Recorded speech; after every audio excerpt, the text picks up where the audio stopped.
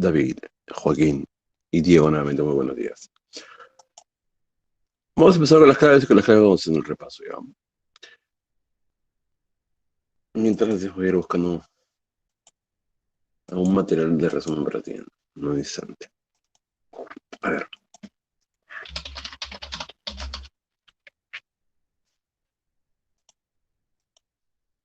En el 14 de Mio Cid se representan distintos estratos sociales. Ruy Díaz de Vivar pertenece al nivel de los caballeros. ¿Cuál es el contexto de la Edad Media? Para que demos un repaso. El feudalismo,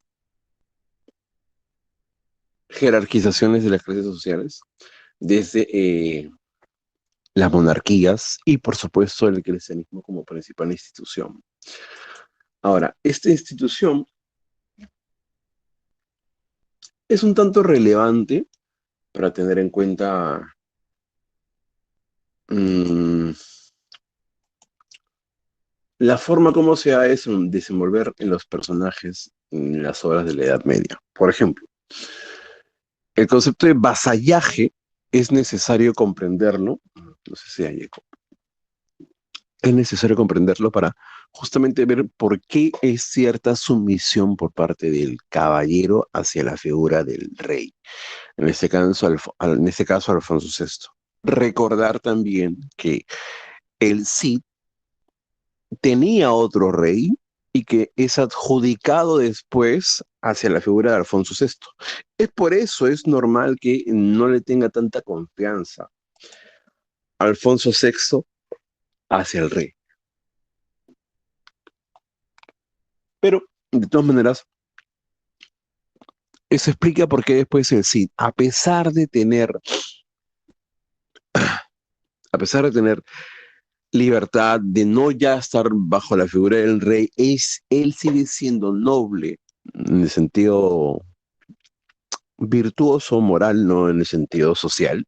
Él sigue sirviendo, siendo leal, mejor dicho, a la figura del rey, mandándole el quinto tributo, el quinto real, mandándole sus tributos, impuestos, a pesar de que ya no debía de. Bueno,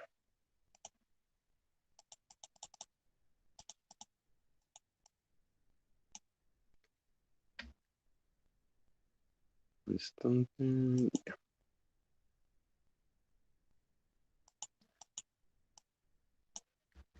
Chicos, te acabo de subir, aparte de las guías, un material de repaso. A ver, ¿me puedes confirmar si lo ves?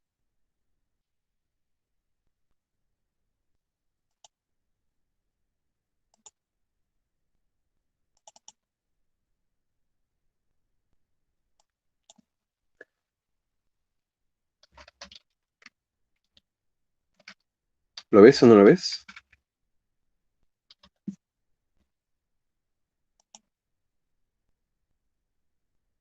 Hmm, A ver, un instante nuevamente. Puede haber pasado.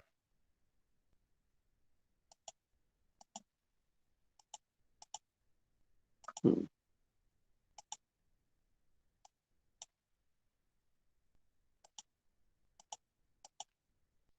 No lo estoy jalando de acá. Ya mejor lo subo de mí.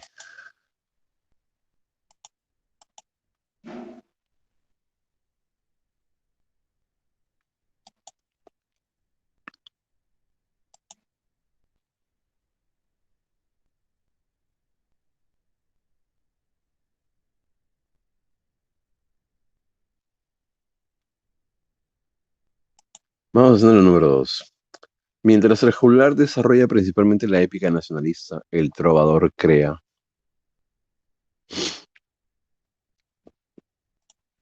A ver, veamos lo que es la evolución del español, ¿ya? No sé si está presente en esa parte de material. Ay, qué tonto. Tenía que ponerle guardando.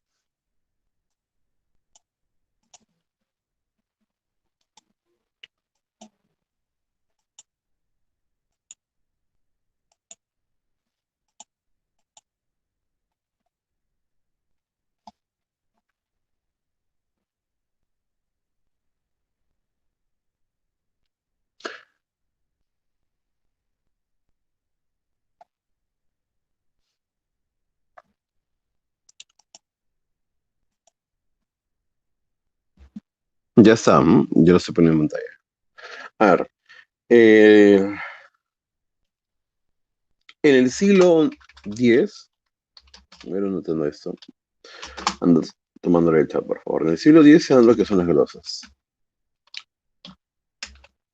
Primera manifestación desde el español. Ojo, no literarias, académicas. Son anotaciones a pie de página por parte de los curas. Siglo XI tiene que ser los que son las jarchas. Las jarchas son coros, estribillos dentro de poemas árabes, arábicos. Siglo XII ya tienes lo que es los juglares, el méster de juglaría. La característica de estos juglares, que van a ser justamente los cantares de gesta, es la siguiente. Literatura anónima, métrica irregular. Me perdonan las tildes, por favor. Métrica irregular, temática nacionalista, la figura del caballero, por lo mismo el honor, la valentía. Pero entre el siglo XII y el siglo XIII aparece una literatura trovadoresca. El trovador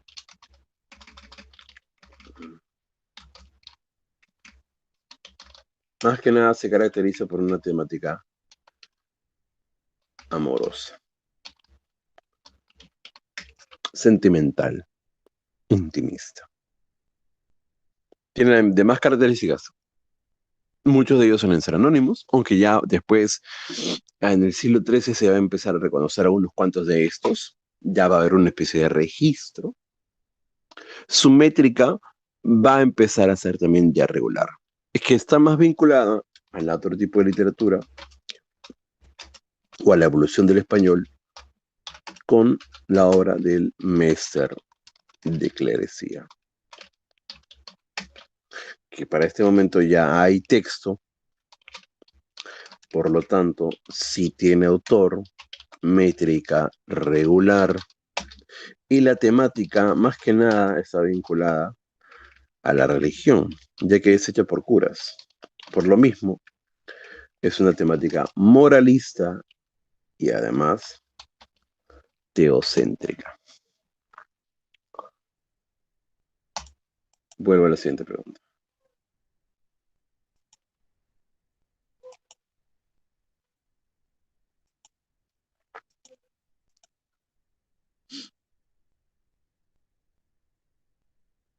La número 2 es la A. 3. Marca la alternativa incompatible con la Divina Comedia de Dante Alighieri. Poema épico de carácter alegórico. La obra está narrada en primera persona. Está constituida por un total de 100 cantos. Fue escrita íntegramente en lengua latina. ¿Cuál sería la clave? Creo que es fácil.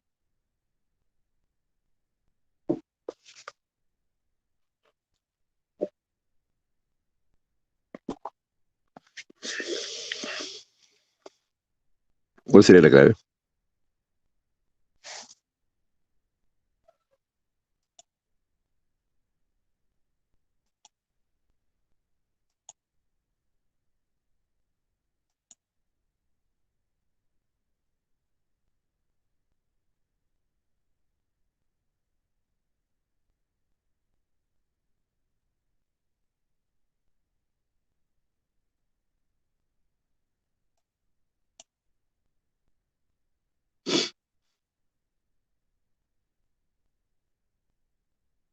Señores, escriben la clave.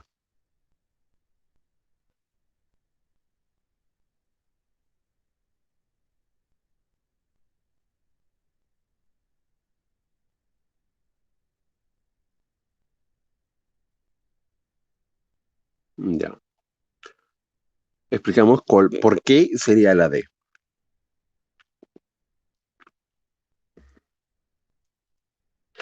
Para San Marcos, exclusivamente para San Marcos, la obra puede considerarse como un poema épico. Veamos el tema de género literario un momento. De acuerdo a lo que se dice en teoría literaria, claro, sí, pero hay algunos cuantos pormenores, ¿no? Vamos a explicar cada clave.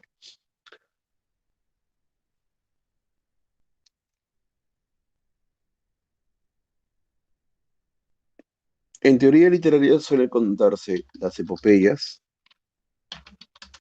que son más que nada vinculadas a la oralidad, al verso y sobre todo a un periodo, que es la Edad Antigua.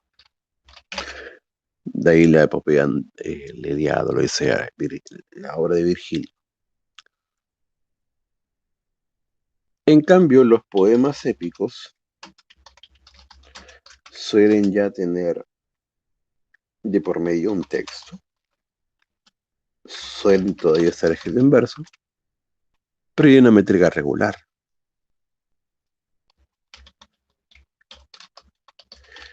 Y están vinculadas a la época del Renacimiento. Pero la obra, la Divina Comedia, está en el periodo pre-renacentista. Por lo tanto, ya hay ciertas complicaciones a la hora de su clasificación. La mayoría de universidades lo considera simplemente una epopeya religiosa. Esa definición la vas a poder encontrar.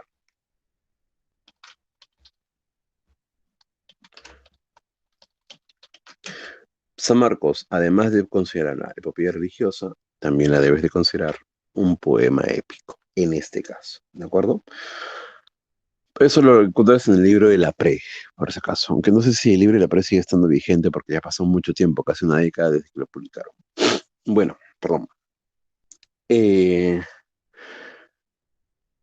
después, ¿qué pasó, Eric? Después de tener en cuenta también que es una obra de carácter alegórico, ¿no? Por ejemplo, desde los primeros versos, cuando dice, a la mitad de la vida yo me encontraba perdido. No hay problema.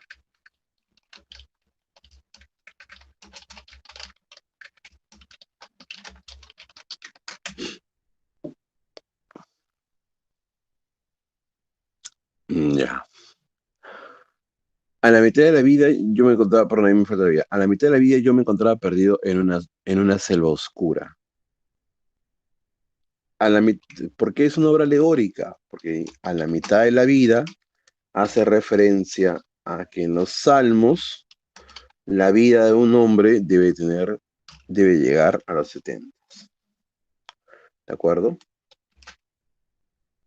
La mitad de 70, pues 35 años. Eso siendo bastante empeñoso, ¿no? O sea, tomándolo con exactitud. No necesariamente tiene que ser, pero es un aproximado.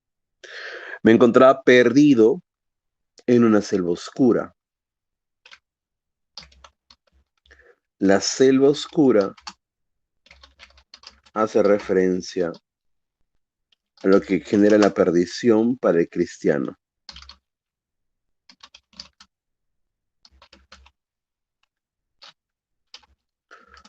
que es lo que genera justamente el pecado, ¿no?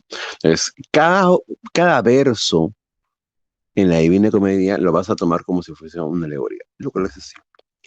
La obra está narrada en primera persona, obviamente, desde la primera parte lo puedes ver, ¿no? Desde a la mitad de la vida yo me encontraba perdido. Está constituida por un total de 100 cantos, es correcto, y fue escrito íntegramente en lengua latina, no es así.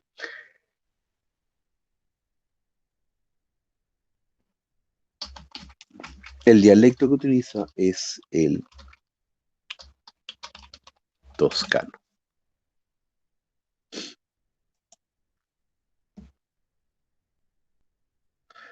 A ver, para no estar cambiando a cada momento de pestaña, ¿prefieres hacer primero todo el repaso o hacemos primero las claves y después repasas?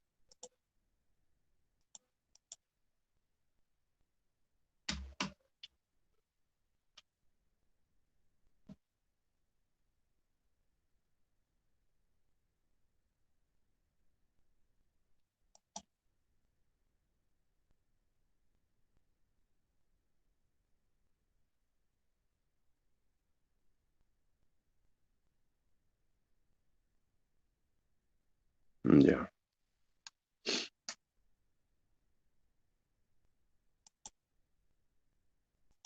Ay, tonto. Ya, entonces seguimos en este formato, ¿ya? Damos las claves, a ver tú qué tan bueno eres, y vamos repasando. Relaciona correctamente el cantar de Miosit. El destierro, boda de las hijas, ofrenda de Corpus. Ah, ya, fácil.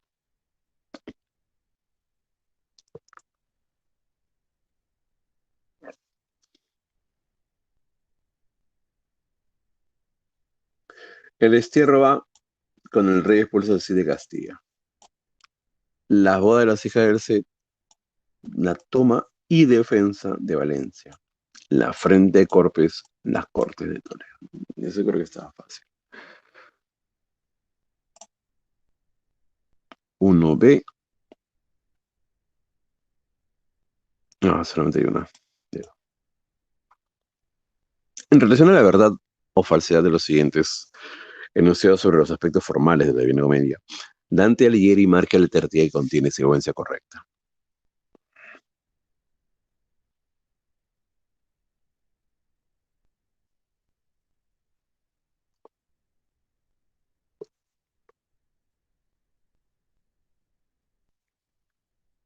A ver, la obra tiene 100 cantos, es correcto.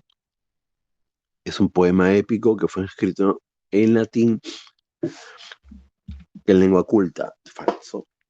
Dante utilizó el verso hexámetro en su escritura. ¿Hexámetro? No. ¿Qué tipo de verso utilizó? Utiliza una estrofa de 3 versos, son tercetos. ¿Qué tipo de estrofa? Perdón, ¿qué tipo de verso?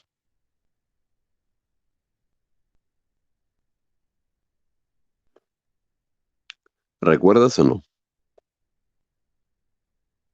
En decasílabo, muy bien. Y en el verso en decasílabo, ¿cuántas sílabas métricas posee?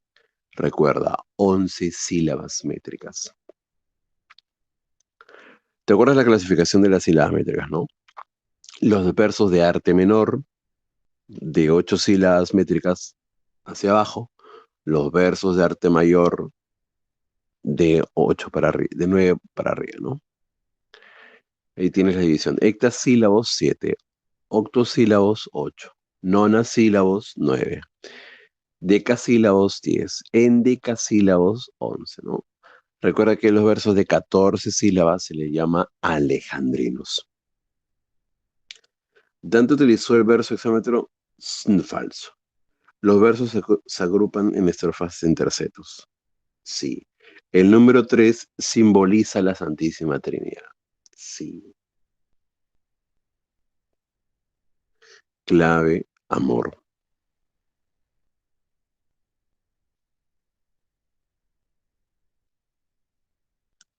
No es obra de Shakespeare.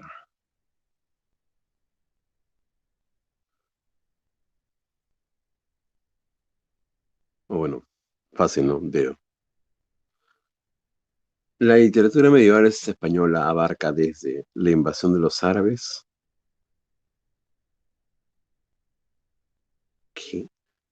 No, ese contexto, no creo.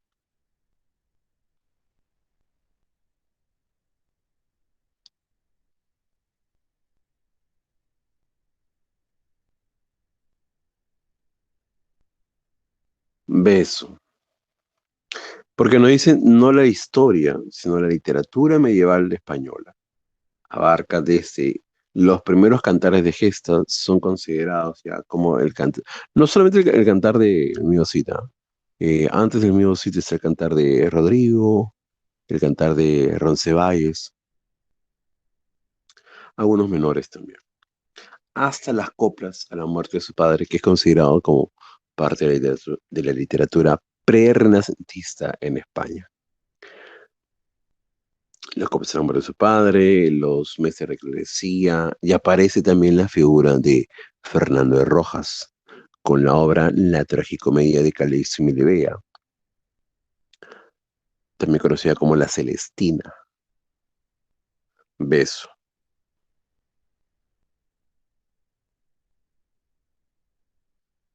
Con respecto al argumento de la tragedia de Romeo y Julieta, William Shakespeare marca la alternativa y contiene afirmación correcta.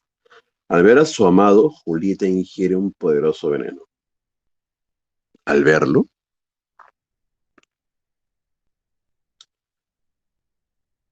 al verlo muerto. Ah,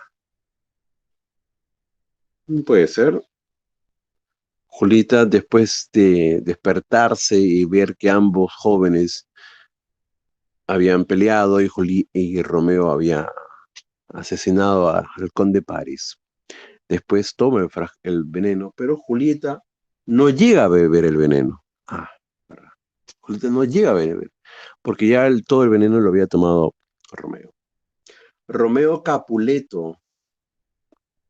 ¿Se llama Romeo Capuleto? Romeo Montesco. Julieta es la Capuleto. Conoce a Julieta Montesco durante una fiesta. Al conocer la farsa de la muerte de Julieta, Romeo se suicida. No.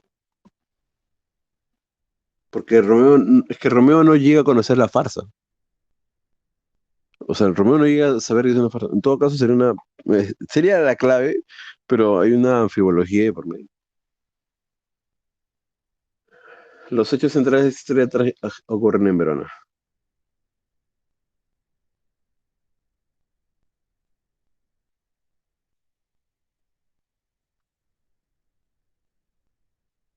Sí, en Verona. Dedo.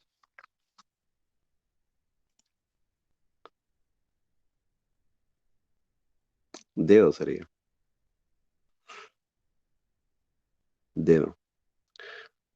Ojo, mira cómo la anfibología te puede confundir. Romeo no sabe que es una farsa. Al conocer la farsa de la muerte de Julieta, no,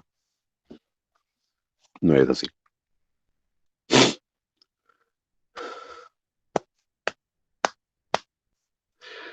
En el poema del mío Cid, el que en buena hora ciñó la espada y el que en buena hora nació constituyen epítetos que aluden a Rodrigo Díaz de Vivar. Beso. La estructura del poema del mío Cid, pérdida, restauración del cuál sería la clave.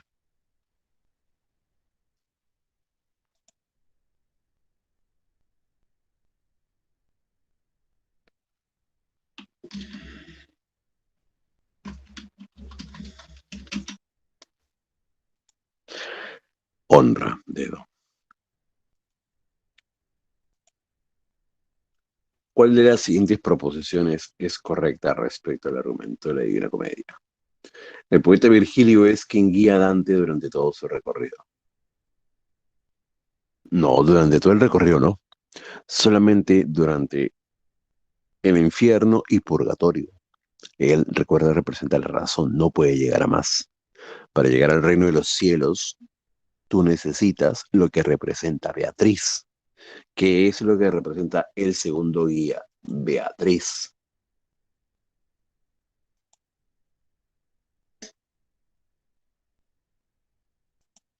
Ah, recuerda que representa Beatriz.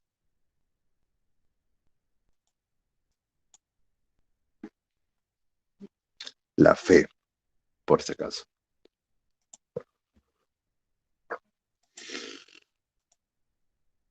Al final de su vida, Dante se ha extraviado por el mal y los vicios. Al final de su vida, no. En el purgatorio, Dante contempla los pecadores arrepentidos. Dante no puede entrar solo al paraíso por su condición de pagano.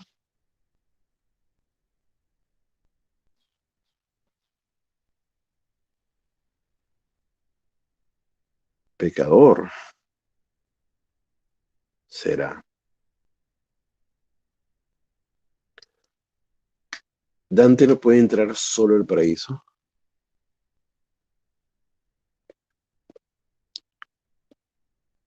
Depende,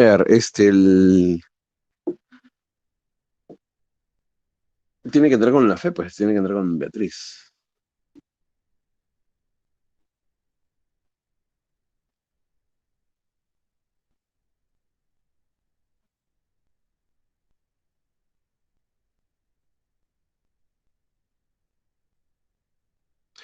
Y en el purgatorio Dante ve a los hombres cómo están siendo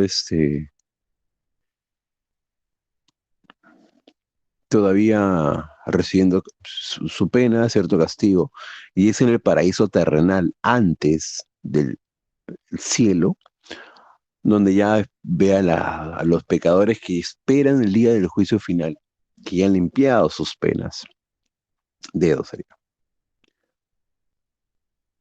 En la Divina Comedia, Casio, Bruto se encuentran en el círculo de los que traicionaron a Julio César. ¿Dónde se encuentran ellos? Con los traidores. Tu ex estaría ahí seguramente, siendo mascado por Lucifer.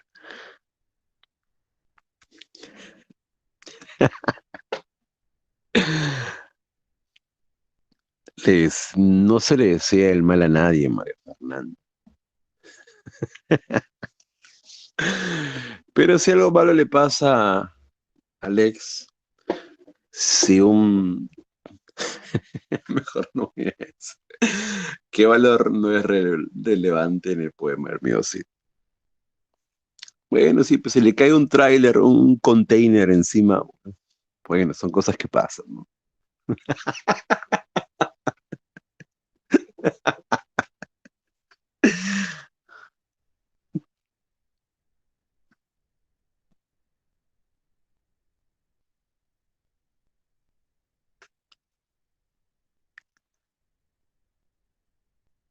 ¿Qué valor no es relevante en el poema Hermiosi?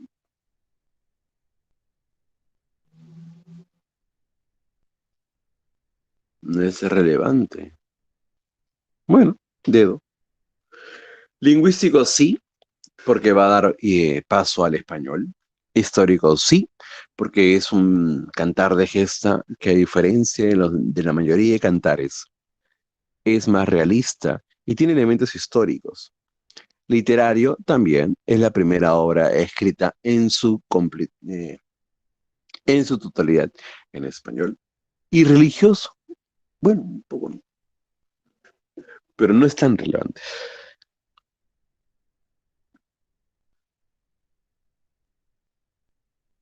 Podrías considerarlo religioso en un sentido menor porque recuerda que hay un clima de guerra santa, ¿no?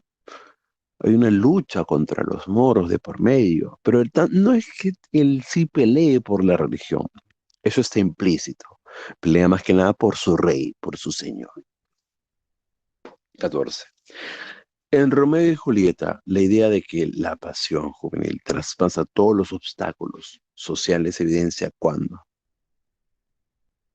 el jefe de los Capuleto intercede por Romeo, quien le desterra a Mantua.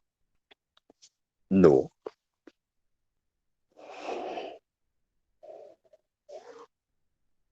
Ambas familias consienten el matrimonio de los jóvenes enamorados. No.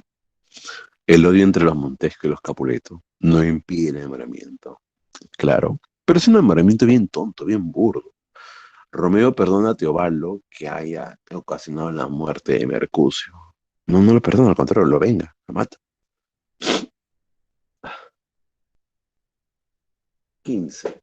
Sobre los personajes Romeo y Julieta se relaciona correctamente las letras con el número correspondiente y marca la letra correcta.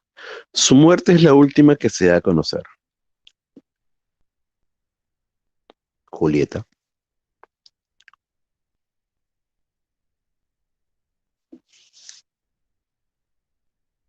¿Dónde está Julieta?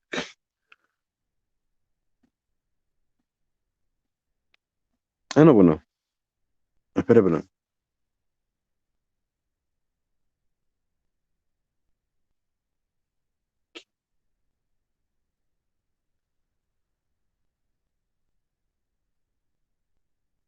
En un momento la Haya.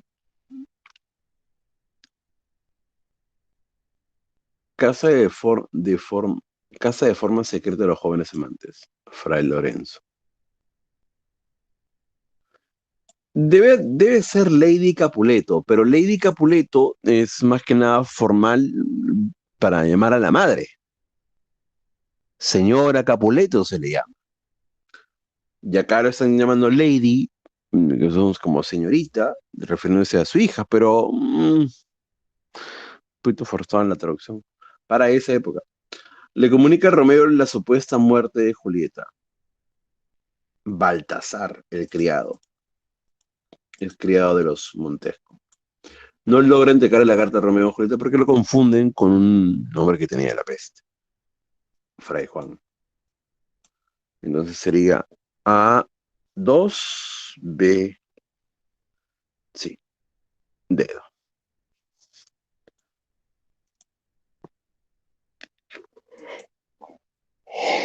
Ya, vamos a pasar el PPT y hacemos el repaso.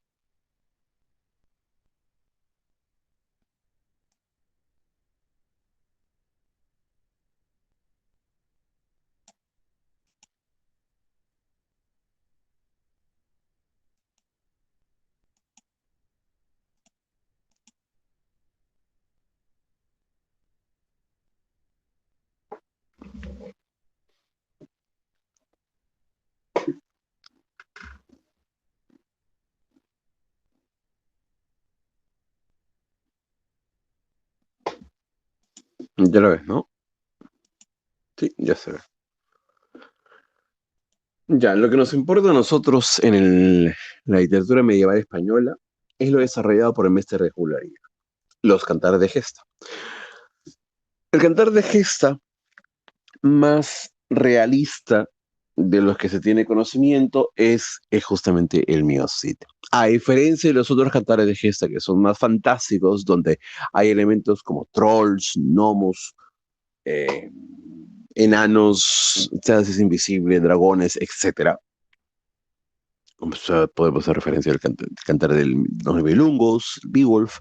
Son obras muy alucinantes. La fantasía es más preponderante de ese tipo de obras. En cambio, en el mío Cid, esto no se da. En el mío Cid solamente hay uno que otro elemento fantástico.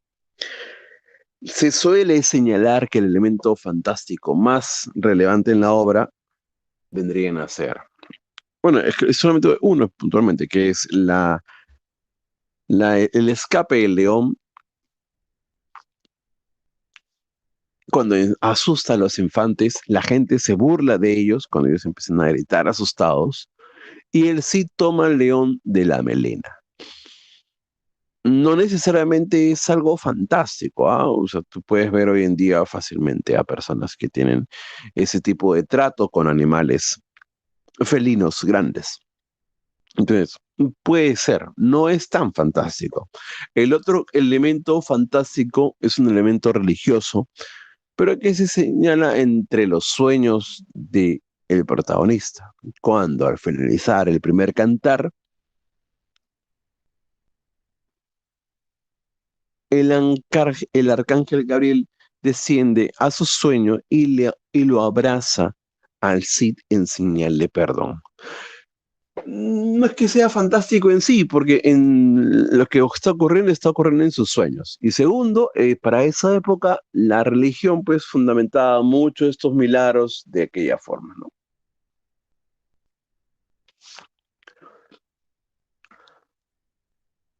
Otro elemento relevante para que sea un cantar de gesta es que además de ser un cantar de gesta más ligado hacia el realismo, es la primera obra compuesta en español en su totalidad. No me acuerdo muy bien cuándo fue que San Marcos preguntó cuál es la primera aparición literaria del español. Y entre las claves no estaba el mío Cid. La respuesta era las jarchas. Porque las jarchas son poemas, son versos, son estribillos, coros dentro de poemas árabes. Entonces, sí, es literatura ya. ¿Por qué no las glosas? Porque las glosas no son literatura. Las glosas son textos de corte académico. Entonces, más o menos se entiende. Pero la definición correcta, bueno, definición no, la caracterización correcta para el mío Cid es primera obra compuesta en su totalidad en español, en lengua romance, Después, temáticas, el honor. Recuerda que el honor es lo más importante. No lo más importante, pero es una de las virtudes, ¿no? Es como por decirte el arete de aquel momento medieval, ¿no? La lealtad del hombre, el caballero que manifiesta esa fuerza de una manera honrada, honorable. El Cid tiene todos esos elementos. La religión, la honra, la fuerza del caballero. Y también el vasallaje, ¿no? Está supeditado a lo que quiera de él, el rey. En este caso, Alfonso VI, recuerda que, bueno, esto es más que nada un dato histórico, ¿no? Alfonso VI se termina siendo a cargo de Castilla, porque el rey anterior había tenido todo un conflicto y finalmente quien asume el poder es Alfonso VI. La gente se está acostumbrando a la figura de este rey. Los nuevos nobles habían llegado a esta zona, los nobles de ese mismo linaje y los nobles que como caballeros habían ascendido, ¿no? Entre estos estaba el Cid. El Cid es por eso que se demuestra en la obra, especialmente en la parte cuando el Cid pasa por Burgos, que la gente está más vinculada al Cid que al rey. Es más que nada por ese dato que, si bien está presente en la obra, es un dato histórico. Recuerdo también, el Cid cuando pasa, bueno, a ver, hagamos un resumen, ¿no? La obra, ¿quién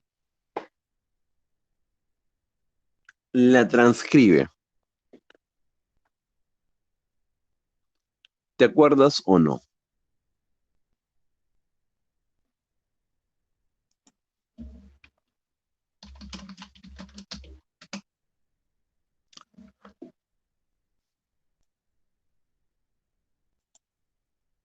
Bien, Perabat. A ver, vamos a hacer así, ¿ya? La primera copia de 1307 es de Perabat, ¿ya? Es la primera transcripción. Después se va a señalar, bueno, se pensaba, mejor dicho, que esta obra había sido escrita por Perabat, lo cual no necesariamente era cierto, ¿ya? Déjame un instante, quiero corroborar algo.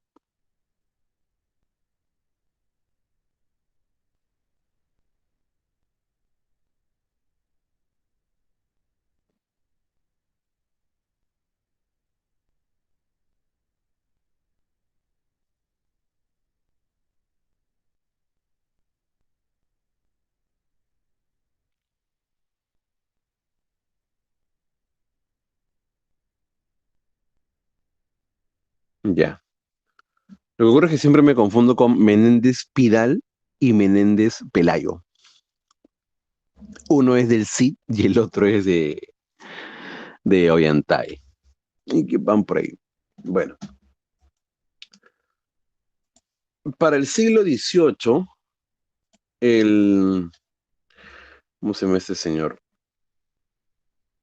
Tomás Antonio Sánchez es quien publica la obra, ¿ya?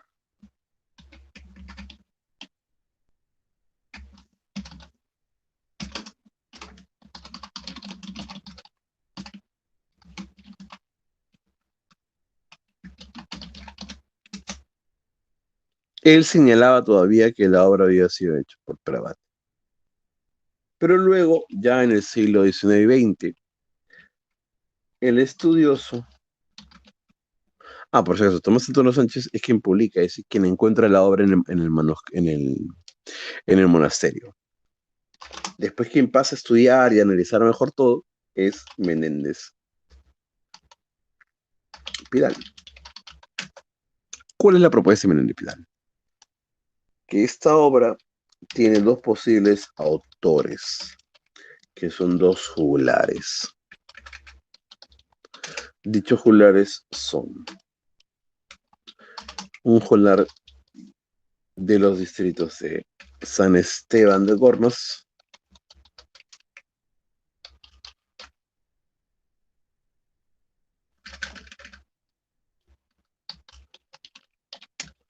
y el otro juglar de Medinaceli.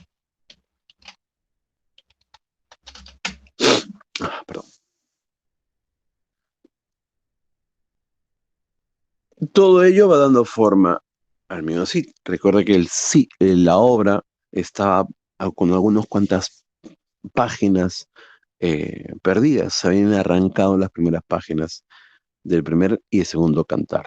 Entonces, esto se recopila con la obra de La Crónica de 20 Reyes.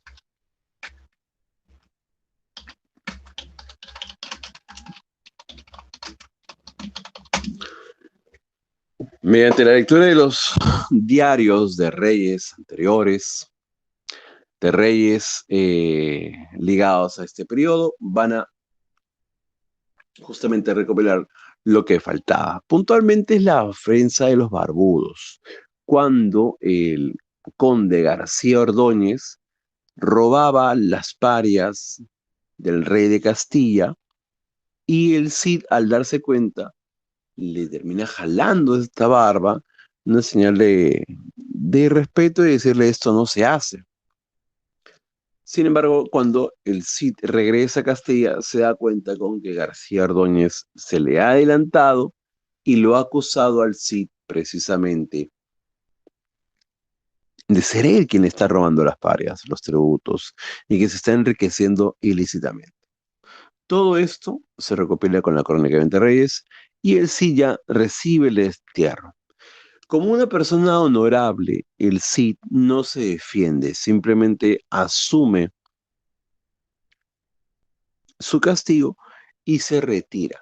Cuando a ti te acusan de algo, tú tienes que defenderte o simplemente demostrar que tu honor hable por sí mismo.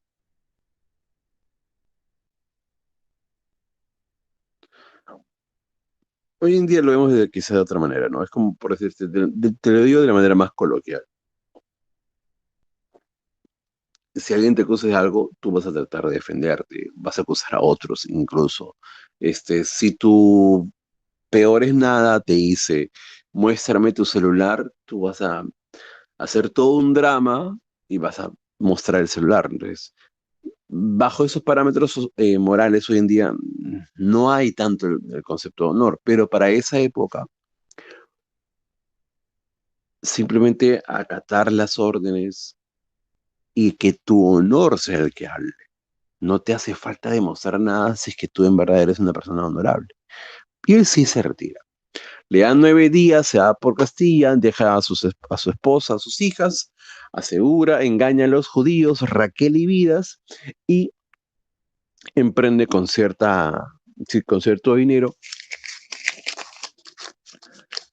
emprende justamente la, la empresa para reconquistar algunos cuantos pueblos para el rey, para la causa cristiana.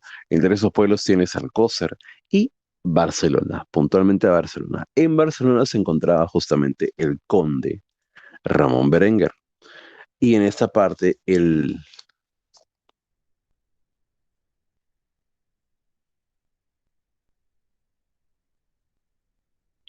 instante.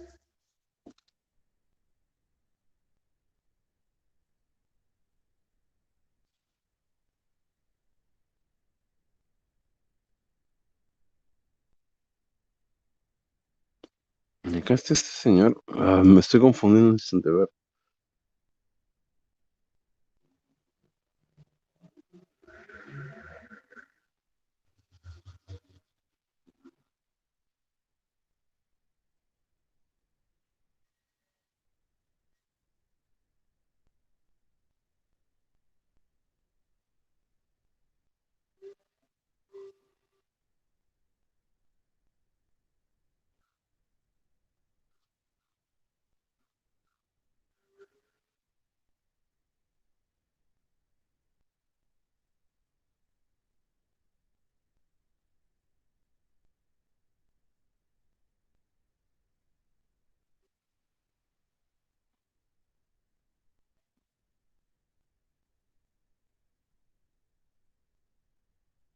Es Menéndez Pidala.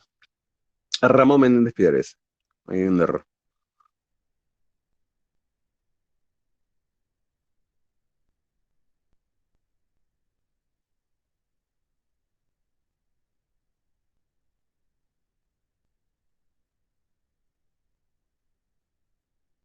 Te pongo la cita si quieres.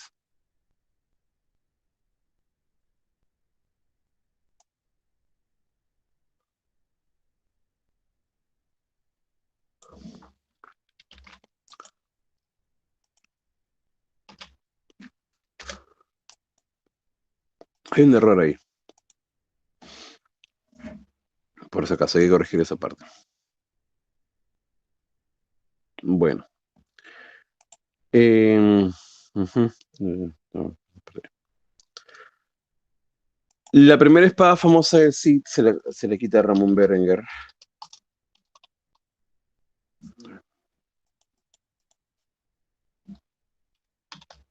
Y la primera espada famosa, recuerda que se llama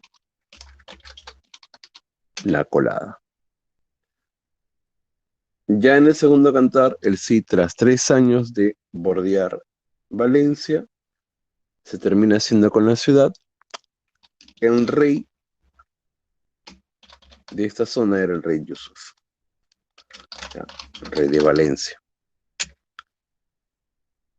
El Cid pide a su esposa, perdón, y a sus hijas. El rey le va a dar el perdón y se encuentran a orillas del río Tajo, cerca de Valencia. Allí se da el perdón, la recuperación del honor, y el rey le propone precisamente volver a unir, bueno, volver a no, unir parentescos y así estar más juntos. Es cuando se propone las bodas de las hijas. El cine está a gusto, pero la acepta. Tras las celebraciones, ya en el tercer cantar aparece la escena del león. Llega, después de la burla de los infantes, llega el rey de Marruecos. El rey de Marruecos tendría que ser el rey Búcar. A este rey es quien el Cid la derrota y se hace con su segunda espada famosa. La segunda espada famosa es la tizona. Tras las constantes humillaciones a los infantes, ambos piden retirarse con sus esposas. El Cid le da su dote y le da sus espadas. Atrás de ellos manda un grupo de soldados liderados por su primo Pedro Bermúdez. Y entonces el Cid, perdón, los infantes piden estar un momento a solas, se las llevan al Robledal, y en el Robledal, pues, ultrajan a las hijas del Cid. Las rescata su primo, y el Cid, molesto, le reclama al rey. Se levantan las cortes de Toledo. Tras el juicio, donde se exige devolver toda la dote al Cid, el, el juicio va a terminar con un juicio por combate, donde en un principio se emocionaban los infantes que van a pelear contra el Cid, pero el Cid no pelea. El Cid toma dos vasallos que son, en realidad son tres, pero son precisamente dos los que toman, porque después los infantes ya eran defendidos por uno más. Y estos vasallos eran el mismo Pedro Bermúdez y Álvar Fáñez de Minaya.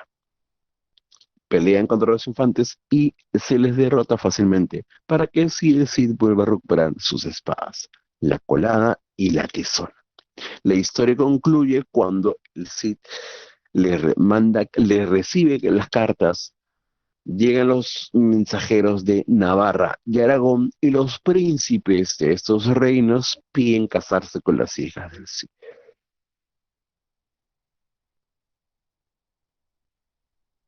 Ojo, no es que en la historia se esté contando el matrimonio, el nuevo matrimonio de las hijas. No es específicamente eso, sino que se señala que las hijas del Cid se van a casar e incluso se llega a contar que el Cid morirá, claro, unido en parentesco con los reyes de España y morirá por causas naturales en su lecho, ¿de acuerdo? Ahí el resumen del mío. Sí.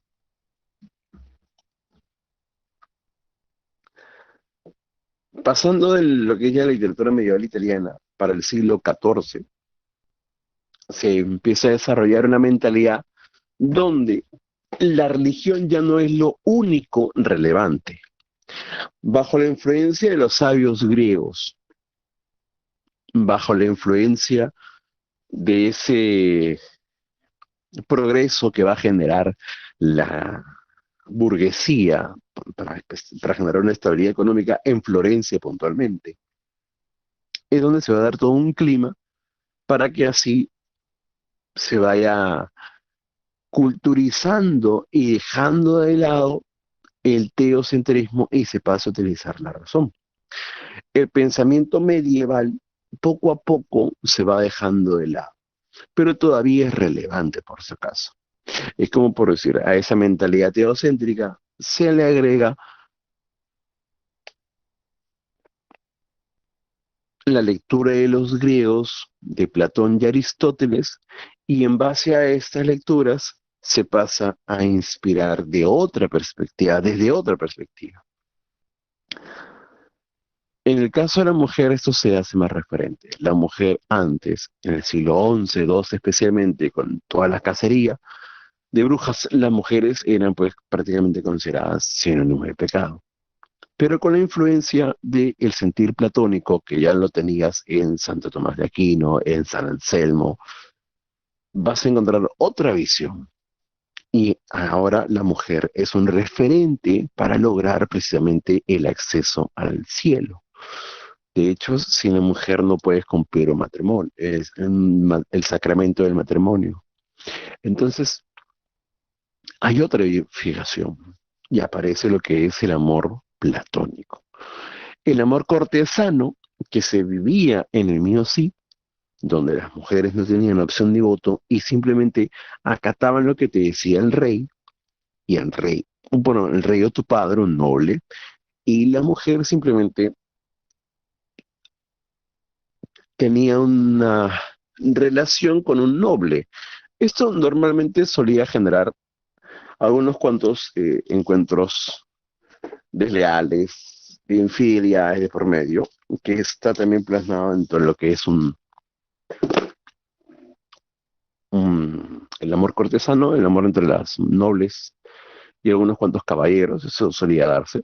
Pero ya con el amor platónico esta visión cambia, ¿no? Recordar que amor platónico no necesariamente es un amor imposible, sino más bien un amor idealizado.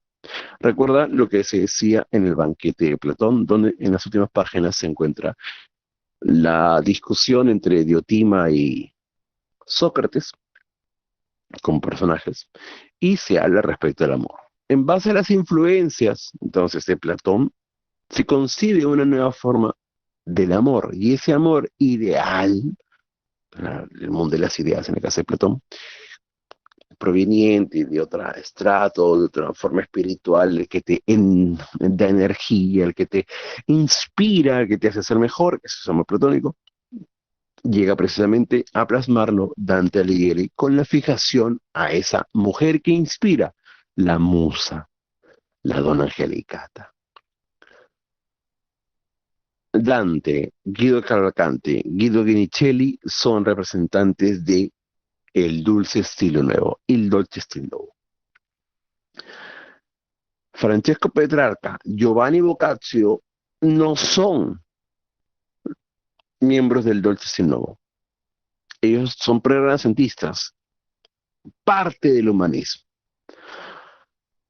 Todavía no sigue el Renacimiento, ¿de acuerdo? No te vayas a confundir. Dante no es humanista. Dante forma, es miembro del dulce estilo nuevo, ¿ya? ¿Y por qué se le llama dulce estilo nuevo?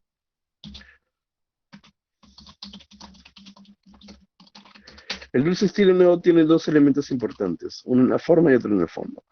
En la forma es relevante por lo siguiente.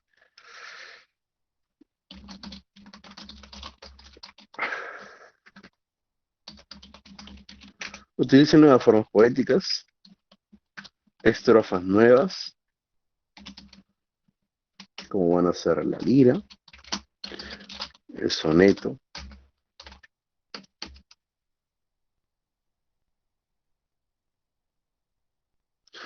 Si mal no recuerdo, la octava real también. O eso lo hace Petrarca, pero son formas italianas. Y el plano temático, en lo que es el fondo, el contenido de la obra, influenciado por el amor platónico, la fijación por la musa.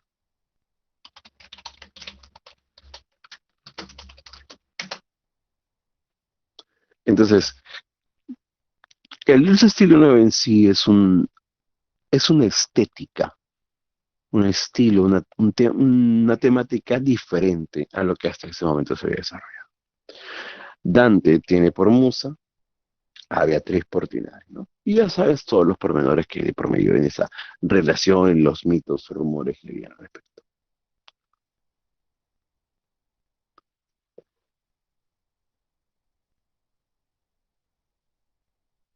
Por cierto, si te preguntas, la musa de Petrarca,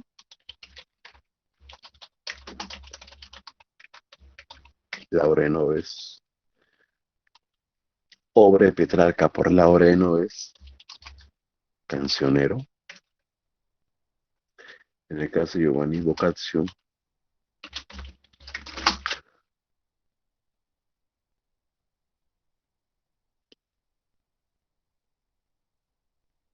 su musa María de Aquino.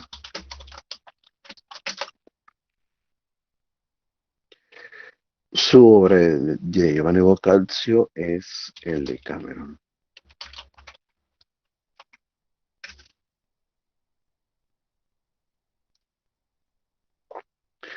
Por esta obra que le llamas padre, padre del cuento moderno o padre de la narrativa moderna, ¿ya?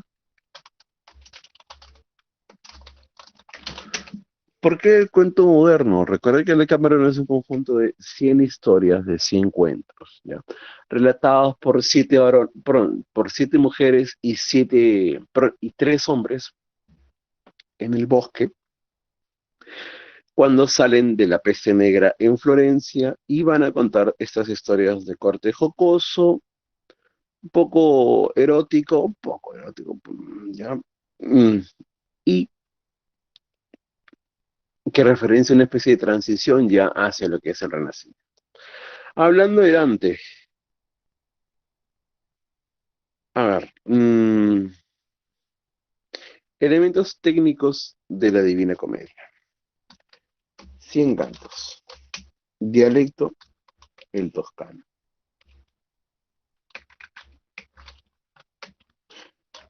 Todo es alegorías. Número cabalístico, el 3.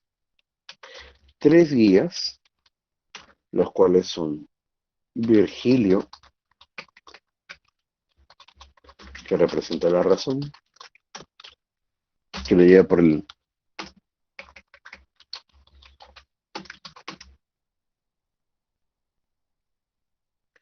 que lo lleva por el infierno y el purgatorio. Beatriz, que representa la fe o la esperanza, que lo lleva al cielo. Y el último día, San Bernardo, que lo recibe en el imperio y lo lleva ante la presencia de Dios. Los tres reinos, en ese orden: infierno, purgatorio y cielo, paraíso.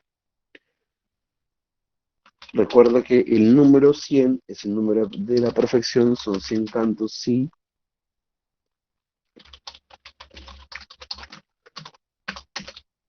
pero la división de los cantos es uno para lo que es el anti-infierno, 33 para los demás.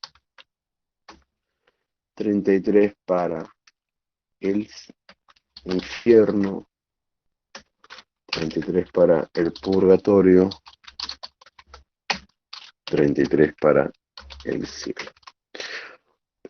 La manera como concibas o cómo se te pregunte respecto al canto introductorio o al anti-infierno, ya depende cómo veas el examen, ¿no? Algunos lo consideran 34 el infierno, o 33 más uno, que básicamente cualquiera de las dos, ¿ya? Pero ese primer canto introductorio es denominado anteinfierno, ¿ya?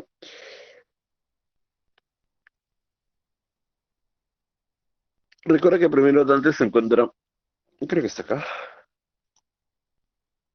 en esta imagen, a ver un instante.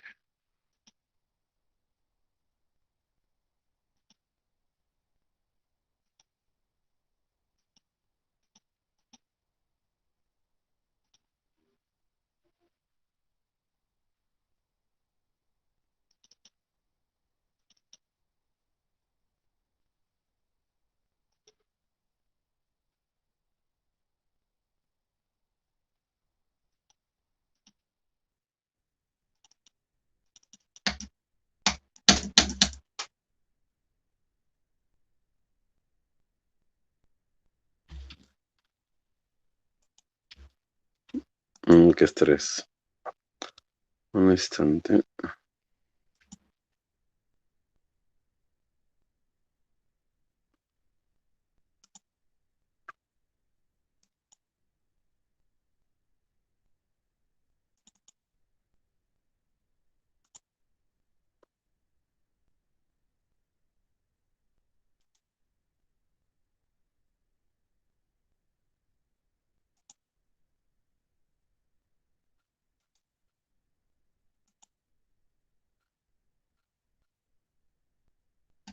Ya, acá mejor.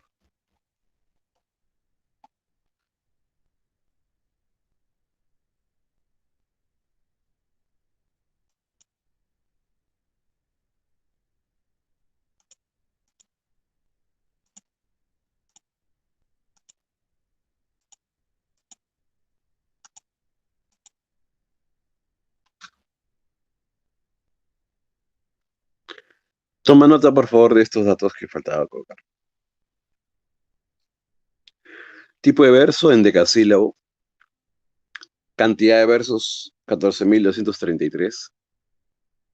La estrofa es el toscano. Y por último, el dialecto. Perdón, la estrofa son tercetos y el dialecto es el toscano. Al inicio de la obra se encuentran en una selva perdida, a la mitad de la vida. Dante, se da a entender en Jerusalén, terminaría llegando a una cueva. Esta cueva le permitiría escapar de las tres fieras que había visto en ese momento. Esas tres fieras o tres tentaciones son la loba, que representa la avaricia, la leona, que representa la soberbia, y la pantera, que representa la lujuria. Tras esto, Dante termina sumergiéndose a la oscuridad de la cueva, donde se le aparece una cabeza iluminada. Esa cabeza iluminada viene a ser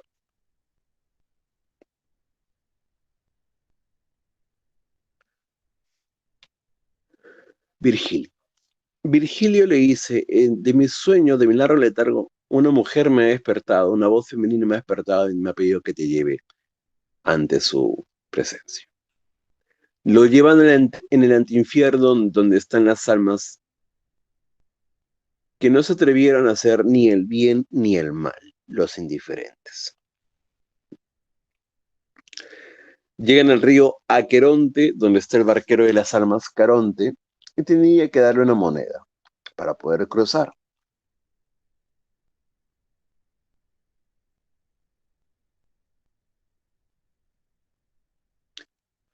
El barquero Caronte no quiere llevar a Dante porque cuando éste pone un pie en la barza, se hunde un poco.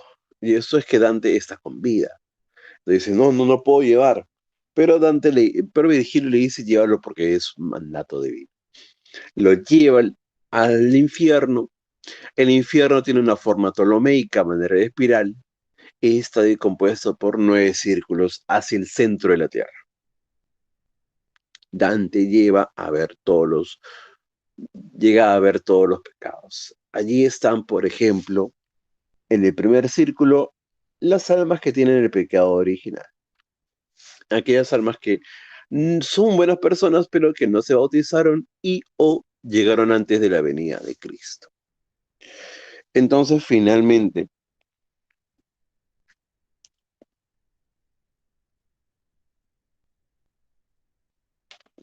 Dante, imagínate ese crossover ya. Imagínate que están sentados en una mesa Sócrates, Homero, Platón, Aristóteles, Séneca, Horacio. Toda esa gente de la edad antigua de Grecia y de Roma se encuentran ahí en el limbo, que es el primer círculo. El segundo círculo pasaban tras encontrarse con Minos, uno de los tres jueces del infierno. La cola de Minos daba tantas vueltas, señalando así tu destino. ¿A qué círculo debías de ir? En el segundo círculo estaban los lujuriosos. Aquí encontramos a Eneas con la reina Dido, encontramos a Aquiles con su amigo Patroclo, encontrábamos también a la reina Cleopatra, entre otras personas. Ellos eran castigados por una especie de viento huracanado que los movía sin poder ellos decidir a qué lugar ir, que es una referencia a que los hombres cuando se dejan llevar por las pasiones no tienen control sobre sus cuerpos. Después, en el tercer círculo se encontraban las almas que les gusta comer, los glotones, siendo bañados por una lluvia negra, una lluvia de granizo, y que llegaba incluso a taparles a veces el cuerpo, ahogándose en esta especie de lodo. Y el perro de tres cabezas, Cerbero, para masticar sus restos. En el cuarto círculo tienes ¿cómo se llama? Perdón, el pecado del dinero, ¿no?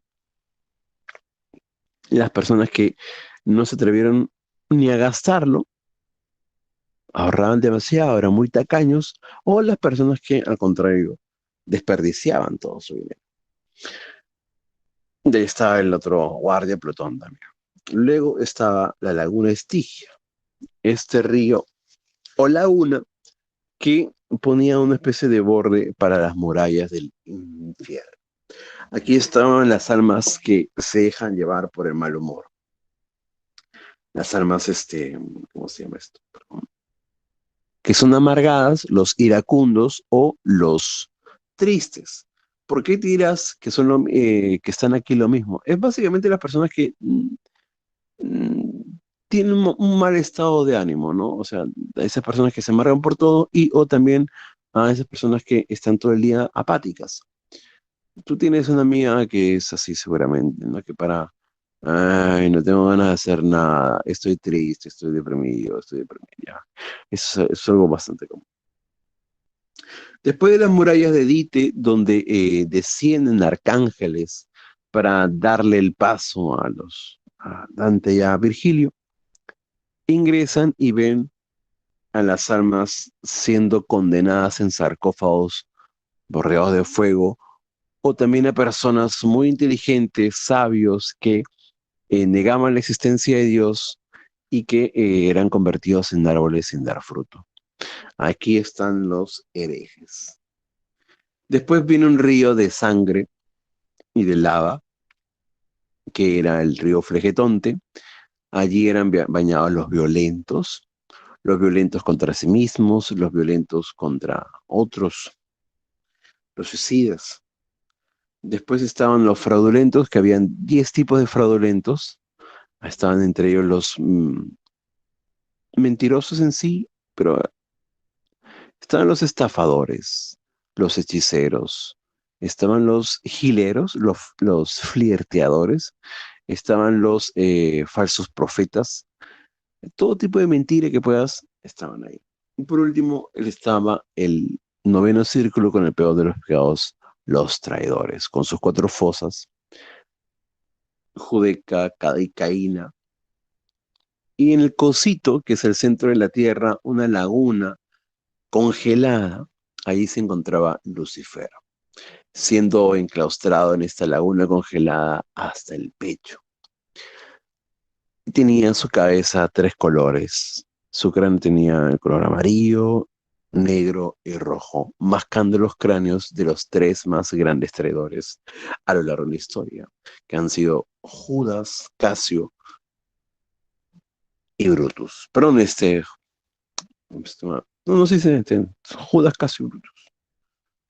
Después Dante ve a Lucifer, se asusta, Lucifer se empezaba a despertar y Dante se desmaya.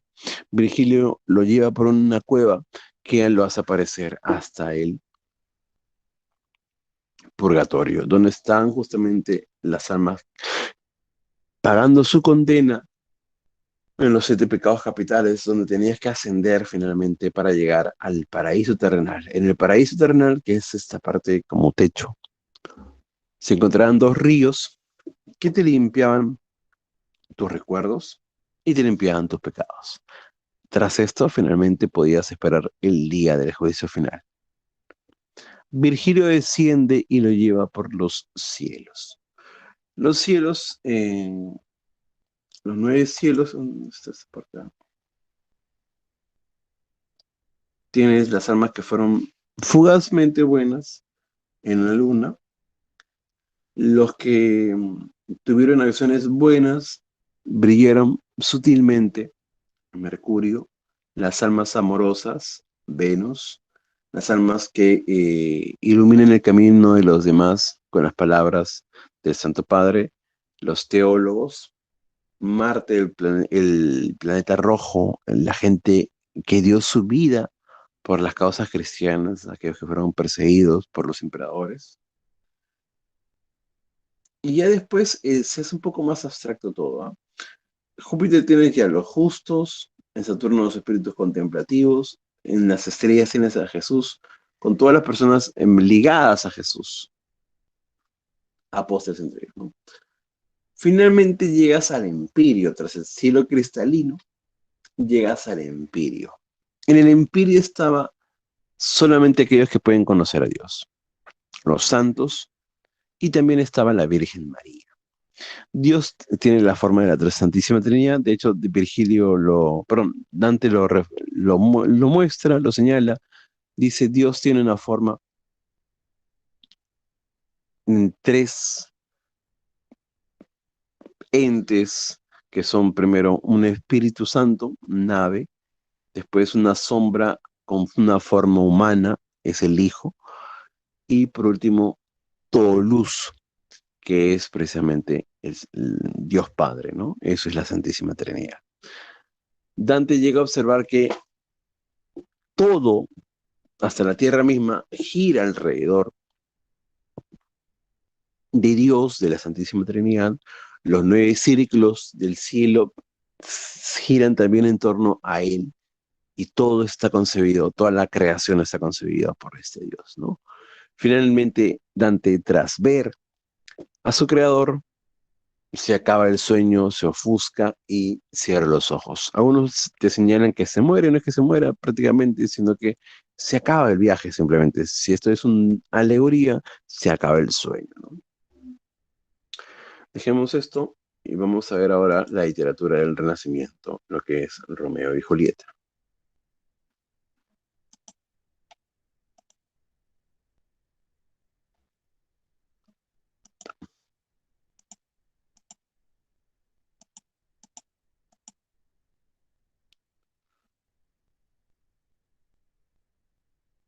Deme un momento, por favor, quiero tomar un poquito de agua.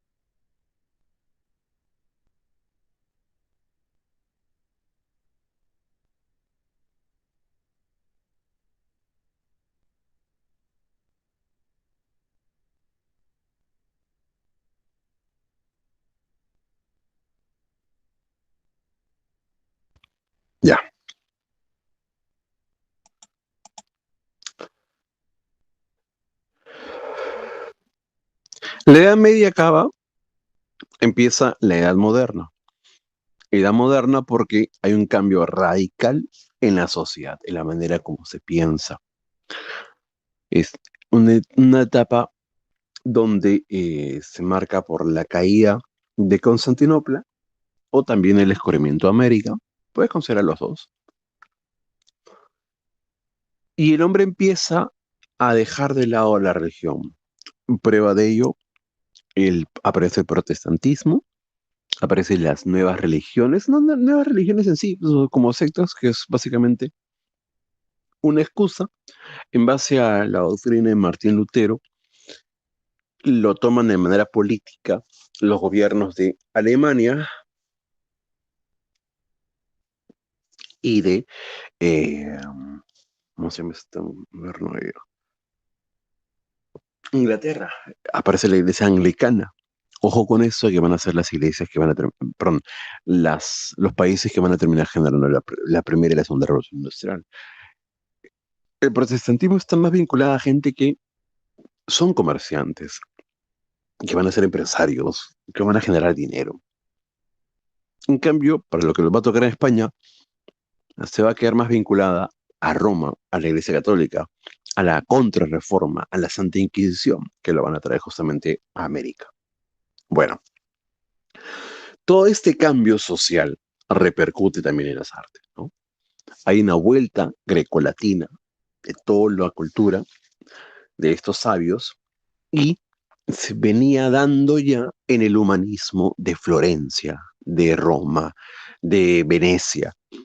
Todos estos cambios poéticos que se había realizado en el dulce estilo nuevo y también con la ideología que propugnaba el humanismo, se da justamente el Renacimiento.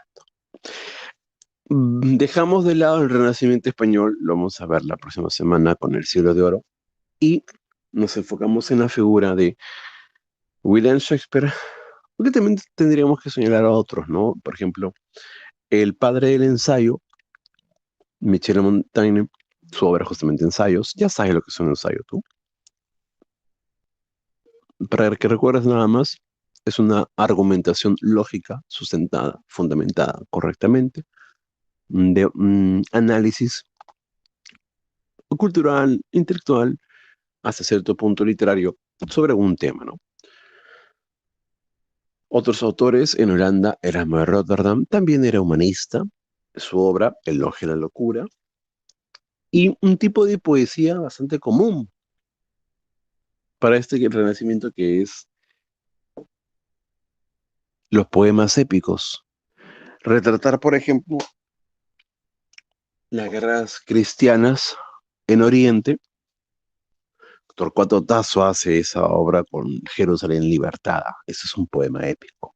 También la fundación de Lisboa por parte de estos lusos, os luciás, ¿no? Los lusos, que justamente la forma como le llamas también a los portugueses. Enfoquémonos ya ahora en la figura de William Shakespeare. Lo dicho, lo más básico, ¿no? William Shakespeare, el Cisne de Avon, no era original. Tomaba influencia de otras obras, las adaptaba. Por ejemplo, la obra de Hamlet está inspirada en qué obra del teatro griego. A ver, recuerdo, para que también participes en la clase. ¿En qué obra está inspirada?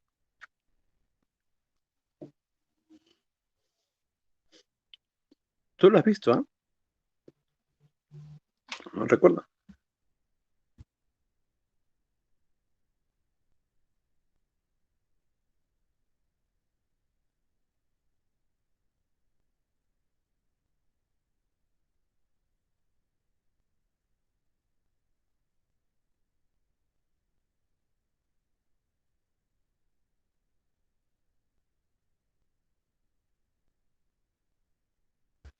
Muy bien, la obra estudiada.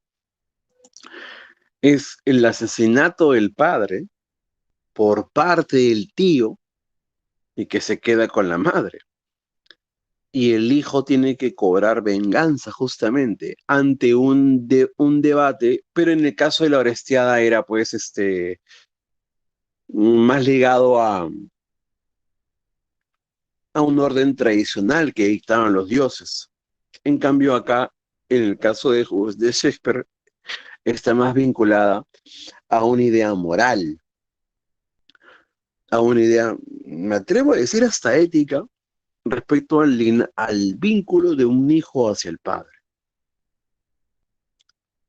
De ahí el tema de la duda existencial, ¿no? Bueno,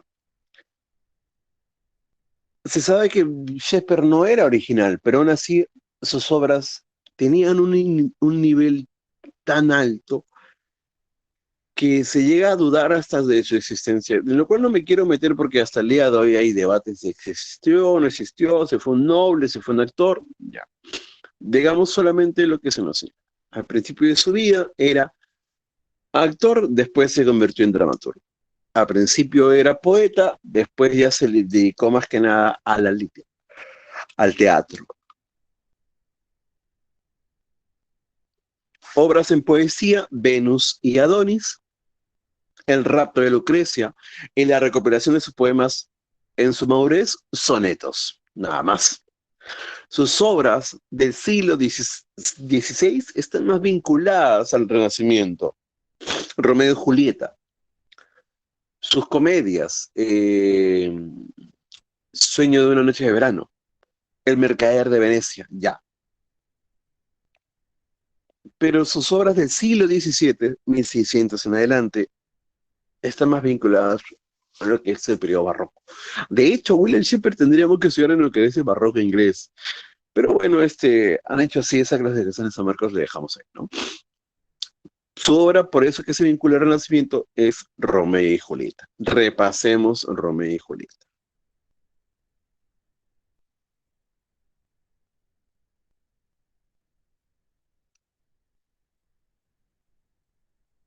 A ver, te voy a compartir esta imagen ya,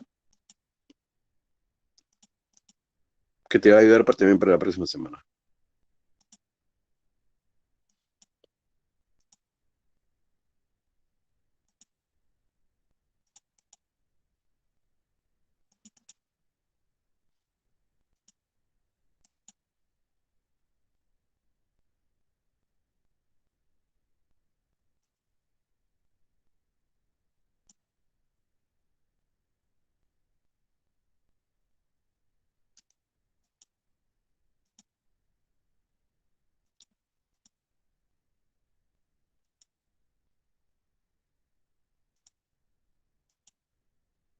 Verifica por favor si puedes ver esta imagen.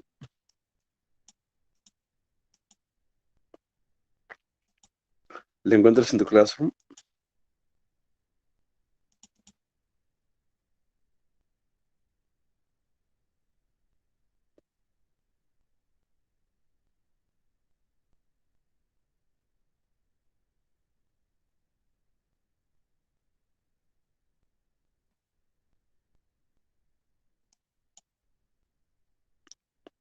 Ya.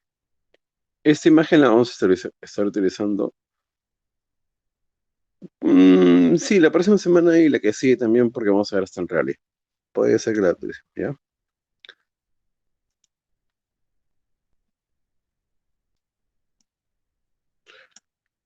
En grandes rasgos, Renacimiento, culto a la razón, culto a la belleza, admiración por la naturaleza, eso se ve más que nada en la poesía.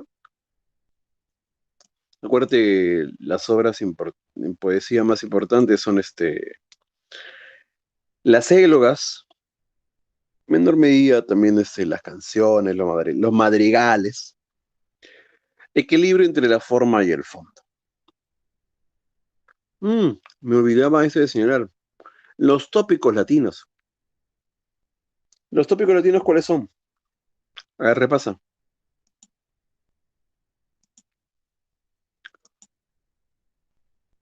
Tema para la próxima semana.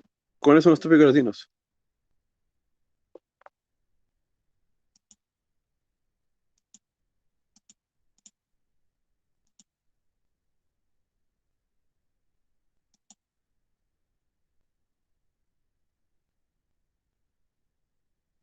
¿No te acuerdas los tópicos latinos?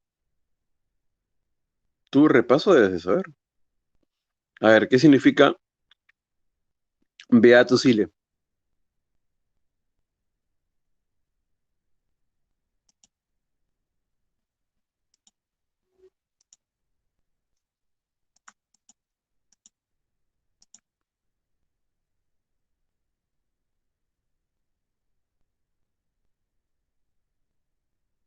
Dichoso aquel que tiene una vida relajada, libre, sin tantas necesidades. ¿Qué significa carpe diem?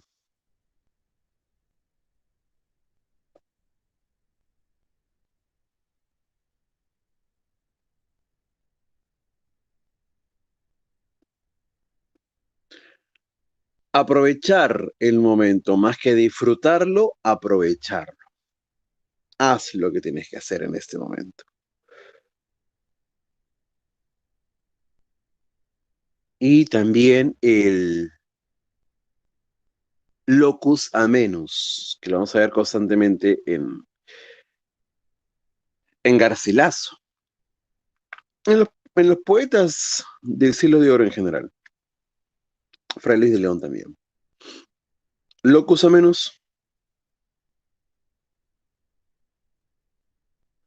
lugar ideal que vendría a ser la naturaleza. Se sigue el antropocentrismo del humanismo, la influencia grecolatina. Todas esas características, por favor, tenerlas en cuenta. Esta línea de tiempo te sirve para darte cuenta de algo, ¿no? Siempre un movimiento se va a oponer al movimiento anterior. El Renacimiento es opuesto a la época medieval. El Barroco es opuesto al Renacimiento. El neoclasicismo es opuesto al Barroco. Así, siempre el movimiento actual se opone al movimiento anterior.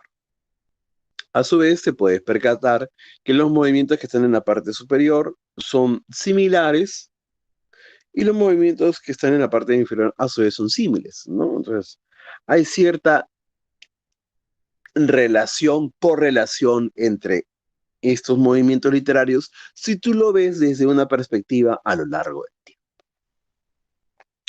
La figura más importante en este caso es William Shakespeare. William Shakespeare. Cisne de Avon no fue original, sí es importante porque es creador de arquetipos. Arquetipos es un perfil psicológico universal que lo puedes encontrar a pesar del tiempo, a pesar de la época, de la cultura, del estrato social, de la edad, siempre vas a encontrar estas características, ¿no? Por ejemplo, ¿cómo son todos los jóvenes ¿Cómo cómo son los jóvenes a la hora de enamorarse? ¿Cómo eres tú? Como Romeo y Julieta, así no te gusta aceptarlo como Romeo y Julieta, ¿no?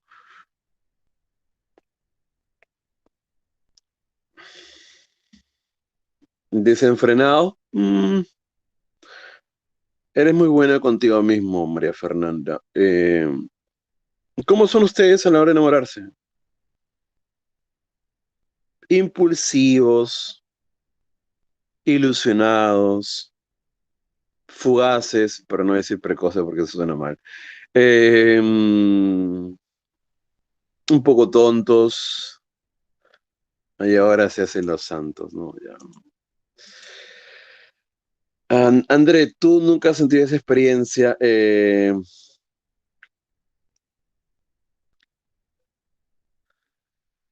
Seguramente, André, tú vives fijándote en personajes como lolis, waifus, y no entiendes de lo que hablo, ¿no? Ajá.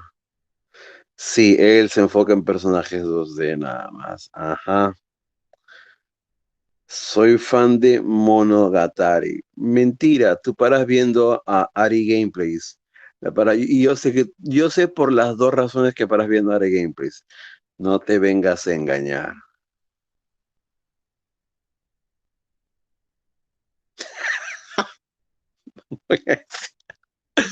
Mentira, mentira. Tú paras viendo eso por Twitch, no te hagas. Yo lo sé, yo lo sé. Ya, basta, ya.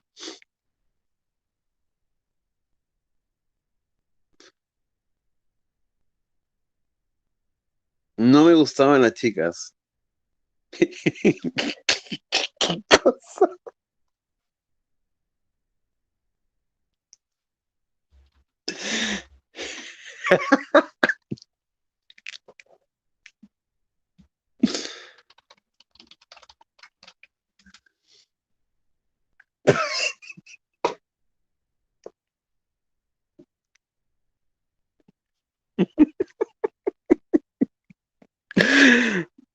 No sé si juzgas, saca, no sé. O sea, en realidad, a ver, chicos, hoy en día, 2021, no creo que haya problemas de que te guste cualquier tipo de cosa ya. Pero, y no se escribe así, André. Eh, normal. André, yo no tengo por qué meterme en eso ni te voy a juzgar. ¿Verdad? Yo te acepto con la, todos te aceptamos como, pero sí me pareció gracioso que, eh, bueno, lo que hayas dicho, como se dice coloquialmente, se presta para otras cosas, pues no, eso es una anfibología, por favor, hay que aprender a expresarse, ¿ya? Sí, sí, sí, Neil, un momento. Aparte también es, Neil, también comprende, es necesario un momento de relajo en la clase, no toda, son 2 horas correctas que hemos estado teniendo. Y uno también se aburre, se atrofia el cerebro cuando está muy concentrado. Tienes que relajarte un poquito. Era necesario a veces. Pero bueno, ya. No, no creo que homofobia. A veces confundimos homofobia con cualquier tipo de burla, ¿no? Hoy, con ese sentido de ser protocolares, políticamente correctos, ya no se puede decir absolutamente nada.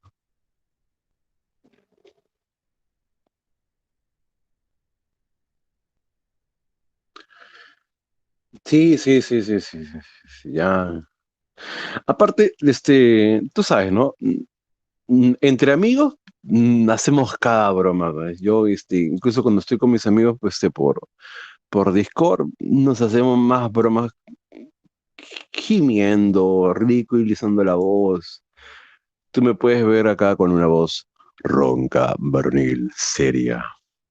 Y si me escuchases con mis amigos, no, te daría vergüenza. Tú dirías, ese no puede ser mi profesor. Pero bueno, es normal, ¿no? Es normal. Dame tu corazón. No, basta. Ya, para que veas, yo también te comprendo, André, no hay ningún problema. No, menos mal que no está mi imagen y no pueden reconocer mi voz. Bueno, ya, se acabó la broma. Basta, se acabó la broma. Lo sé, María Fernanda, lo sé. Si vieras mi vida personal, uff, peor de verdad. Ojalá nunca me conozca. Ah, ustedes paran subiendo el Discord, ¿verdad? No, mañana también. Ya, ya, ya, basta. Eso ya por Discord. Cisne Devon. No, que me quedan los arquetipos, lenguaje lírico, eso es muy importante ya. Eh, volviendo al tema, William Shakespeare es reconocido porque eleva el idioma inglés. El idioma inglés no era uno que sea tan, no digamos desarrollado, pero como en esa época Inglaterra no era la principal ciudad, de hecho era pues una especie de patito feo para esa época. No tenía vínculos con otros países europeos, por cuestiones territoriales obviamente, geográficas. El idioma había sido dejado de lado, pero William Shakespeare eleva ese idioma a unas formas que no se habían retratado anteriormente, ¿no?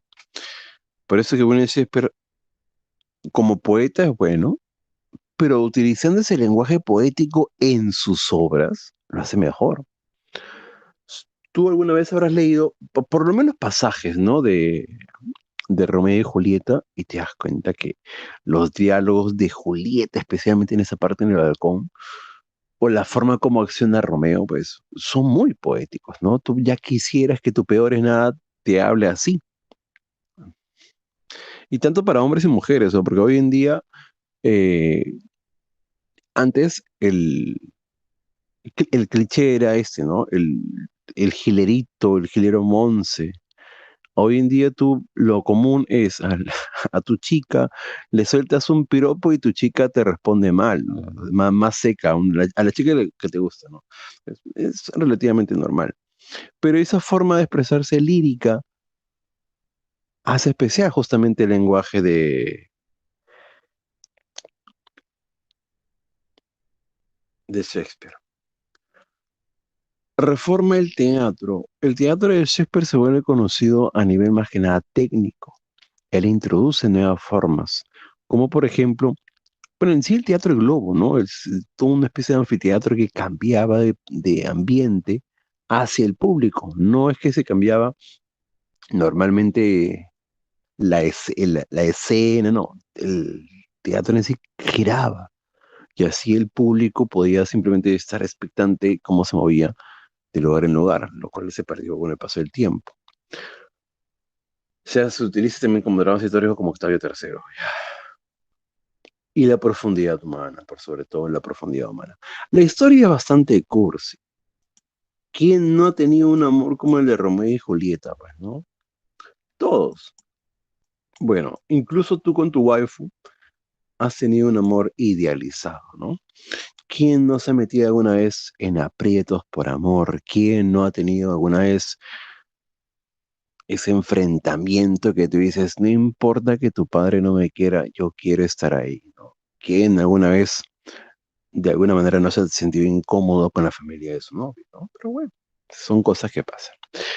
En resumen, en Verona, ante la disputa de estas dos familias por sus criados que inician una revuelta,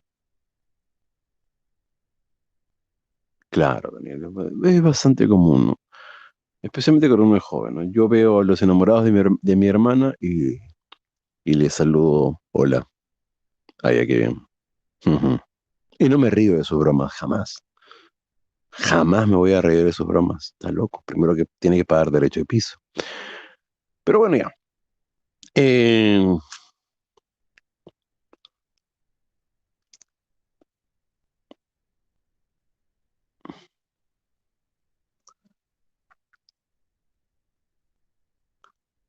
ante la discusión, el patriarca de los Capuleto decía hacer una fiesta, mandado por el príncipe de Verona, el príncipe Escalus, o Escala, dependiendo de la traducción. Y se invitan a todos los presentes nobles en Verona. Se mandó una invitación, estas invitaciones eran llevadas por un analfabeto, un criado analfabeto, que le pide al joven Romeo si le puede leer la lista. Y Romeo entonces se entera de esta fiesta, decide ir con simplemente una vestimenta para que no sea reconocida, ¿no? Y es así que incita a su primo Benvolio y a su mejor amigo Mercucio a ir a la fiesta. Los jóvenes son torpes, ¿no? Y Romeo simplemente se pone un antifaz y piensa que no va a ser reconocido. Tonto. Como te digo, los jóvenes son tontos, ¿no? Ustedes piensan que no, que nadie se da cuenta, pero es bastante obvio. Y al final, Romeo termina siendo descubierto por el patriarca y por el primo de Julieta, Teobaldo. Aún así, el patriarca les permite el acceso. De hecho, le gusta que Romeo esté ahí porque es una discusión ya tonta de tiempo que ni siquiera recuerda el origen de la pelea. Pero Teobaldo no, está como molesto y él se retira. Romeo ve a Julieta, se olvida de su supuesto amor. Recuerda que ustedes los jóvenes son más dramáticos. Un día te gusta una y al día siguiente ya te gusta otra persona. ¿Sí o no?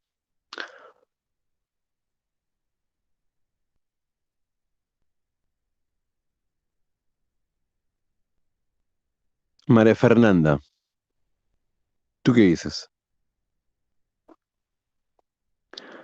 A los jóvenes, ¿el amor se le pasa rápido, sí o no? Se les pasa rápido a ustedes.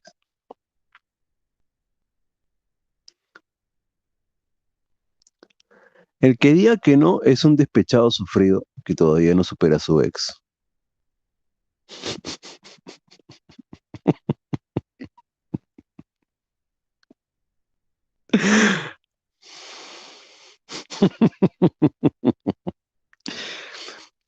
William Shakespeare tiene una muy buena frase. En esa parte, justamente, el amor de los jóvenes entra por los ojos. Completamente cierto, pues.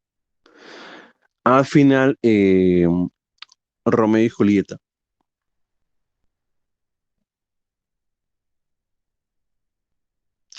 ¿Qué? ¿Qué es esto, por Dios?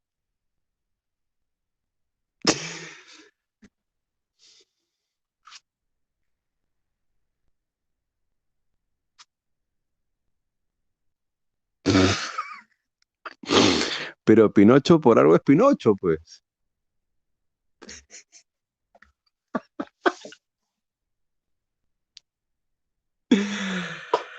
Ay, ay, ay. Esta gente, por Dios. Así te decían tus primas cuando tenías 5 años.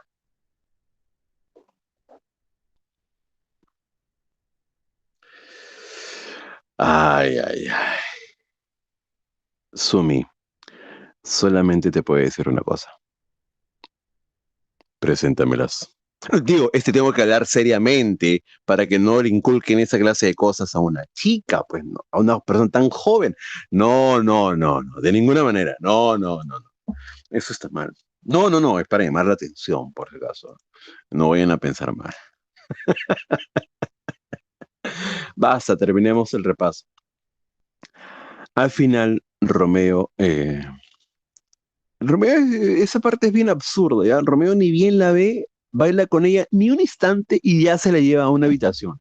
Se la lleva a una sala donde no hay nadie y finalmente Romeo besucó con el hombre, lanza total, le roba un beso a Julieta y Julieta, pues, así como familiar de ciertas personas por acá, dice, ay, pusiste un pecado en mis labios.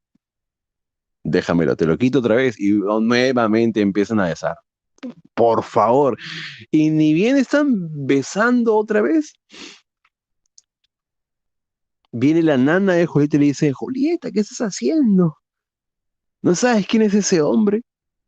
Y mientras se lo están llevando a Julieta, te das cuenta que Julieta ni siquiera sabe el nombre de ese tipo. Ni siquiera es, ni siquiera, o sea, se está chapando, agarrando con uno ahí, en el oscurito, y ni siquiera sabe su nombre. O sea, terrible, pues. Como diría el gran Focus, terrible, terrible. Y al final, Julieta dice esa frase, no puedo creer que lo que más amo haya nacido de lo que más odio. No, no. Romeo trepa techo, se mete a la casa de Julieta, de los Capuletos, medio pereñito es este hombre, y se va con Julieta al balcón, tiene toda la escena en el balcón, nuevamente trepa techo, la besa, se prometen amor eterno. Por Dios, ¿qué es esto? Me dan vergüenza, me dan náuseas. Al final, Romeo y Julieta terminan casándose por Fray Lorenzo, que se presta para el menjunje, y es así como Romeo termina vinculado a la familia Capuleto. Cambia radicalmente cuando ahí está el enfrentamiento de Mercucio y de Teobaldo, donde muere Mercucio, y Romeo cobra venganza por la muerte de su mejor amigo. El príncipe Escalus termina dando la orden que se destierra a Romeo. Romeo, antes de retirarse, pasa la noche con Julieta. Sí, o sea, rapidito nomás, ¿no? O sea, ya, está. Y finalmente le promete que la va a esperar. Pero por desgracia, Julieta es prometida a otro hombre, al príncipe, al conde Paris, para evitar la boda, que ella está casada. se hace pasar por muerta, ya sabes cómo termina la historia, ¿no? Romeo finalmente cuando llega, pensando que su mamá está muerta, amada, llega a ver pues que está así en su cripta, siendo vigilada, no vigilada, ¿no? Siendo visto por el conde Paris, pelea con el conde Paris, mata al conde Paris, Romeo, y Romeo ingiere el veneno. Julita se despierta a los pocos minutos, ve a Romeo muerto, intenta suicidarse, pone el veneno, no lo hace, toma la espada de Romeo y se quita la vida. A las 6 de la mañana viene Fray Lorenzo, le explica lo sucedido a las familias y las familias hacen las paces y levantan una estatua en honor al amor de Romeo y Julieta. Y fin, listo. Muy bien, chicos, ya nos estamos viendo hasta la próxima semana, ¿ya? Cuídense bastante y ya próximamente vacunados podrán jugar su pichanga. Cuídense bastante también ustedes. Y no hablen con esas primas. No, no, no, por favor. Preséntela nomás. Chaucito, chaucito.